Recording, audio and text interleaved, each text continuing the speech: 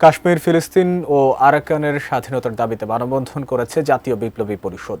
শুক্রবার জুমার নামাজের পর রাজধানীর বায়তুল মোকাররম জাতীয় মসজিদের উত্তর গেটে এ মানববন্ধন অনুষ্ঠিত হয়। এ সময় কাশ্মীর, ফিলিস্তিন ও আরাকানে গণহত্যা বন্ধের দাবি জানান বক্তারা। এছাড়া বাংলাদেশে আশ্রয় নেওয়া রোহিঙ্গাদের ফিরিয়ে নেওয়া, স্বাধীন আরাকান রাষ্ট্র প্রতিষ্ঠায় সরকারের সহযোগিতার দাবি জানান তারা।